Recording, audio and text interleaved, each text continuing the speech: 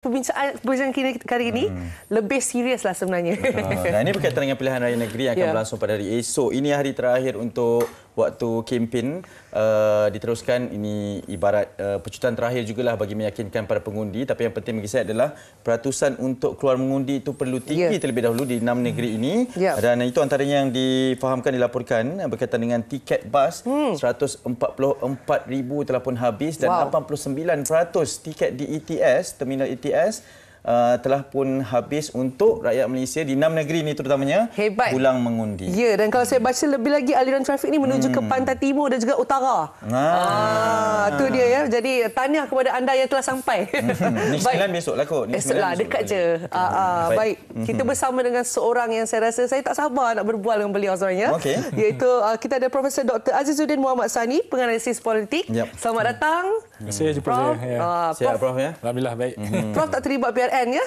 Saya tak terlibat memerhatikan PRN, nampak kajian. Tapi tak mengundi. Betul, sebagai seorang pengkaji dan Prof ni memang sinonim lah apabila disebut dengan analisis politik ni. Prof, sebagai mukadimahnya, 6 negeri ini esok adalah tempoh yang penting bagi memilih pembentukan kerajaan negeri. Impaknya kepada pembentukan kerajaan persekutuan, Prof, daripada keputusan ini, Prof? Ya, saya rasa impaknya dia tak ada beri kesan kepada kerajaan persekutuan. Sebab persekutuan ini di peringkat parlimen kan. Dan pilihan raya itu telah berlangsung November tahun lalu kan. Cuma impak mungkin dari segi emosional lah kan. Sekiranya contohnya satu parti menguasai sapu bersih kan ke dalam 6 negeri. Jadi parti yang kalah tu akan ada impak moral lah di situ dan emosional kan. Tapi dari segi keseluruhannya sebenarnya pilihan raya ini hanya nak menentukan kerajaan negeri, dan berdasarkan pemerhatian pun memang persaingan sangat hebat lah di semua negeri ini, dan itu yang menyebabkan kita pun ini hari terakhir lah. Saya rasa hari ini hari yang penghabisan parti politik itu ataupun calon-calon menarik undi, walaupun saya rasa peratusan orang yang maksudnya mereka akan keluar mengundi ini, mereka dah buat keputusan dah siapa nak diundi kan. Tapi mungkin ada sedikit lagi mungkin kecil dalam 10 ke 5% tu atas pagar tu masih lagi tunggu saat akhir tu baru buat keputusan esoknya mungkin ada istikharah juga mungkin. Pilih pemimpin. Betul. Dan sebenarnya kalau diikutkan Prof, secara keseluruhannya kita tengok daripada kempen dah sehinggalah ke hari ini kan, bagaimana agaknya dapat memberi kesan kepada rakyat terutamanya untuk keluar mengundi. Ya, saya rasa ini kena ucap terima kasih kepada media agak kan. Sama ada media tradisional macam penyiaran TV3, akhbar dan juga sosial media kan, yang bagi satu suasana atmosfer pilihan raya tu kan. Kerana selalunya trend yang kita lihat kalau pilihan negeri ini tumpuannya tidak ke situ, jadi menyebabkan orang tak nak keluar mengundi lah. Dan kadar keluar mengundi pun agak rendah kan. Walaupun kita pun jangkakan sebenarnya kadar keluar mengundi kali ini pun rendah daripada PRU sebab PRU itu dalam 75%. Jadi kali ini kita jangkakan dalam 60 ke 70% lah. Sebab kemungkinan orang yang dulu luar negara, yang luar negeri, kalau di Sabah Sarawak, orang yang sebenarnya urus sana kan mungkin tak nak pulang sebagainya. Jadi dia mungkin akan beri kesan lah kepada pattern pengundian lah. Cuma yang saya sebut tadi, atmosfer dia memang tumpuan media utama tu semua ke arah ini ke pilihan raya ini, menyebabkan ramai yang akan keluar juga esok kan. Betul. Dan ini sedikit berbeza kerana sebelum ini pilihan raya umum sekali dengan pilihan raya negeri. Jadi ini satu perbezaan yang mungkin akan bawa kepada landscape warna-warni politik yang baru. Prof, kita ingin mengkaji dengan lebih dalam sedikit kerana pada ketika ini kalau kita lihat statistiknya, calon-calon muda ramai diketengahkan pada ketika ini. Ramai sekali wajah-wajah baharu. Dan kemudian pengundi-pengundi muda juga dah semakin matang kan. Sebelum ni kita kecoh dengan undi 18, tapi mereka telah pun diberikan pendedahan ketika PRU dan juga pilihan raya negeri beberapa negeri sebelum ini. Adakah ianya akan memberikan impak sekali lagi kepada gelombang pemilihan esok ni, Prof?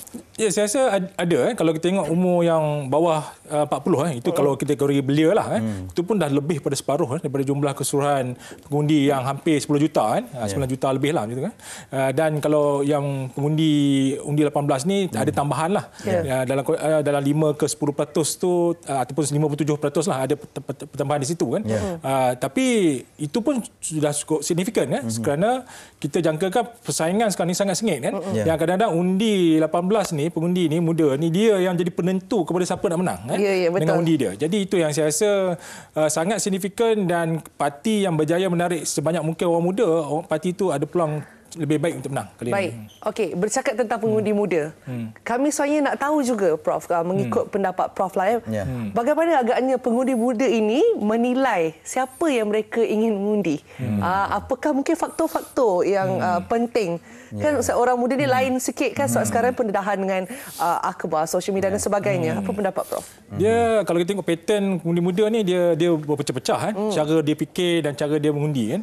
Kalau yang macam keluarga daripada ahli politik dan sebagainya atau terlibat dengan politik kan, dia mungkin mengundi atas dasar parti kan, itu clear kan. Dan kalau kita tengok sekarang ni trend banyak orang muda sebenarnya mengundi atas faktor manifesto dan isu kan. Maksud dia tawaran apa parti politik yang nak tawarkan kepada orang muda ni, di situ dia akan pengkah lah kan. Sebab kalau kita tanya orang muda, dia akan cakap dia nak ekonomi baik, peluang pekerjaan, lepas tu apa keselesaan, dapat pendidikan, kesihatan juga. So maksudnya dia tengok apa yang kerajaan boleh tawar, siapa yang jadi kerajaan lah boleh tawar kepada orang muda ni, dia akan pangkah lah. Tapi juga kita tengok ada juga faktor melihat calon. Contohnya kalau calon tu muda, ada tendensi dia nak pilih calon dalam julat yang sama. Julat yang sama umur dia tu kan. Tapi kita juga tak tolak melihat pada faktor apa yang berlaku pada PRU lepas kan. Betul. Ada yang mengundi atas faktor keluarga, rakan sebaya. Jadi sebenarnya macam-macam perspektif orang muda ni. Jadi ini menyebabkan sukar nak meramalkan pattern dia ke arah mana kan. Jadi kalau ini jadi saya nampak kali ini lagi menarik sebab kita dapat perspektif orang muda. Contohnya masa PRU lepas, orang muda banyak mengundi kerana faktor siapa berada di kerajaan dan kerajaan itu adalah Kerajaan Perikatan Nasional, Barisan Nasional ketika itu kan. Kali ini skuter dah bertukar jadi adakah itu pattern yang sama kalau itu pattern yang sama, peluang lebih baik sebenarnya pada Pakatan Harapan dan Barisan Nasional perpaduan lah. Perpaduan jadi tapi kita nak tengok dululah sejauh mana sama ada dia juga berbentuk regional. Maksudnya dulu kita tengok gelombang hijau kita kan di sebelah utara, di selatan, di pantai barat kurang dan gelombang tu lebih pada gelombang merah begitu Pakatan Harapan lah dan juga dengan Barisan Nasional di sebelah Negeri Sembilan kan. Adakah benda yang sama juga berlaku kan? Tapi realiti sebenarnya orang muda memang berpecah-pecah pattern pengundi dia mengikut perspektif masa inilah apa yang dia fikirkan baik untuk dia lah. Betul. Prof ada melakukan kajian di lapangan sebab kita pernah bersama ketika analisis PRU tempoh hari selama 2 hari kan dengan kerajaan tergantung itu pun menimbulkan pelbagai satu lagi landscape yang baru dalam politik Malaysia.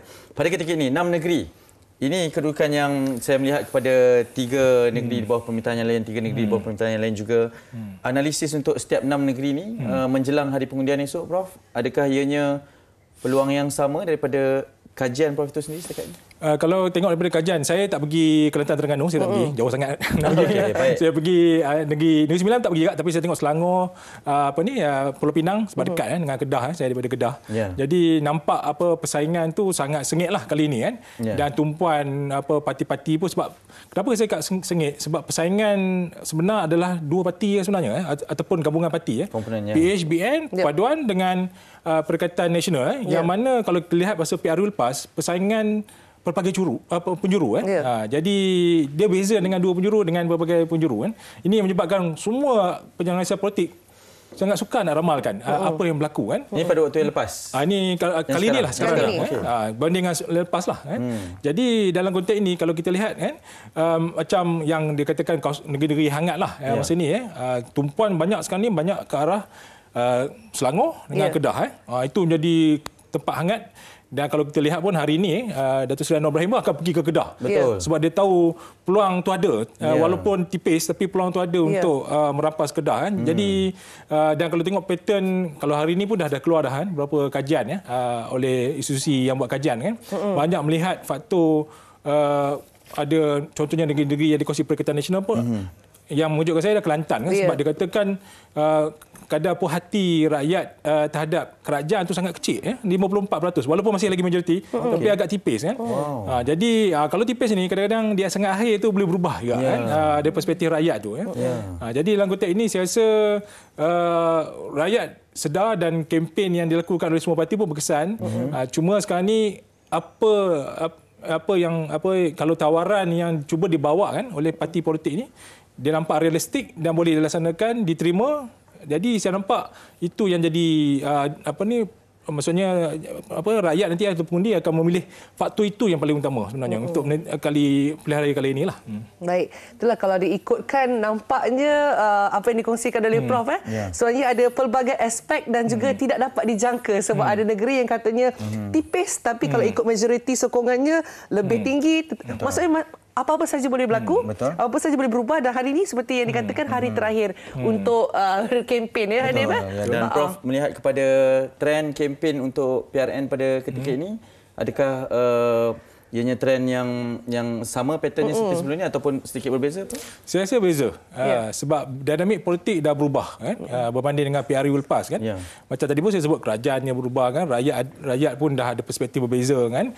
Pertandingan pun dah 2 penjuru bukan pelbagai penjuru kan. Jadi menyebabkan sebenarnya agak sukar nak melihat siapa yang mendapat kelebihan dalam pilihan raya kali ini lah. Dan tapi semua orang sedar bahawa faktor contohnya yang saya sebut tadi, orang muda memang main peranan yang besar kan. Dan mereka cubalah buat TikTok video ke bermain sukan ke acara calon lah dengan apa orang muda ni supaya dapat tarik orang muda ni tambah memperkenalkan calon muda pada dia kan, macam contoh Barisan Nasional yang pertama kali saya nampak ada memperkenalkan calon muda yang umur 26 tahun pada Muhammad Fakran di Pulau Condong di Kelantan. So tak pernah dengar dulu Barisan Nasional setuju. Calon muda so nampak itulah daya tarikan orang muda yang menjadi penentu kepada hala tuju negara pada masa akan datang ni. Dan juga Prof, adakah mungkin kalau diikutkan sekarang kita bersama dengan Kerajaan Madani kan, apa yang telah dilaksanakan ataupun apa yang mereka bakal laksanakan, adakah itu juga memainkan faktor untuk pengundi-pengundi di luar sana memilih untuk siapa mereka bakal mengundi untuk PRN kali ini? Ya, saya nampak walaupun pilihan negeri ini pilihan negeri lah perspektifnya negeri kan, dan siapa yang bentuk kerajaan negeri itu perlu membawa idea-idea yang boleh disukai dan diminatilah. Walaupun kita tak tolak hakikat sentimen kadang-kadang dimainkan terlalu kuat macam 3R apa sebut masih ada yang dimainkan, tapi dari pihak persekutuan juga memainkan peranan. Saya jaranglah tengok macam contohnya Perdana Menteri berkempen sekuat hati lah dalam pilihan negeri sebelum-sebelum ini tak ada tapi kali ini nampak ke arah itu nak beri penerangan. Dan juga yang paling penting saya rasa dasar yang diperkenalkan baru-baru ini itu ekonomi madani itu sangat beri kesan lah sebenarnya sebab 7 cadangan tu saya rasa walaupun penerangannya masih kurang dibuat kan di peringkat bawah ni perinciannya sebab yang proses penerangan lagi kan tapi rakyat dah bagi positif lah maksudnya pandangan positif lah ada hala tuju lah ekonomi negara dan ekonomi negara pun semakin bertambah baik kan jadi saya nampak kadang-kadang itu faktor. Sebab dari segi isu pula kalau kita tengok isu paling dominan adalah isu ekonomi di semua negeri ni. Jadi mereka mungkin mengundi atas faktor itu. Prof mungkin untuk menutup kepada perbincangan secara ringkas kita pada pagi ini Prof, akan ada kejutan esok di 6 negeri ini? Walaupun orang banyak cakap lah, ada mungkin 3-3 lah. Tapi saya rasa ada kejutan. Terutama kawasan-kawasan negeri yang sangat tipis lah, boleh pergi ke mana pihak lah. Sebenarnya penutup Prof ni membuatkan kami lagi tertanya-tanya dan berteka-teki. Tapi terima kasih Prof atas analisis yang dikongsikan bersama dengan saya dan hadir dan tentunya semua penonton Malaysia hari ini. Mungkin anda sudah pulang ke negeri ataupun tidak, hanya memerhati seperti Prof juga. Yang penting kita tingkatkan peratusan untuk keluar mengundi Prof. Esok itu yang penting dalam penentuan pembentukan 6 kerajaan negeri esok yang mungkin tidak memberi impak kepada kerajaan persekutuan tapi sebenarnya memberi impak kepada bagaimana ekonomi negeri untuk disuburkan selama 5 tahun lagi satu penggal. Prof, terima kasih sekali lagi. Profesor Dr. Azizuddin Mohamed Sani, penganalisis politik. Esok pastinya hari yang sibuk jugalah ya. Ya, sibuk. Dari pagi sampai ke malam juga untuk memantau kepada perkembangan pilihan raya negeri ini.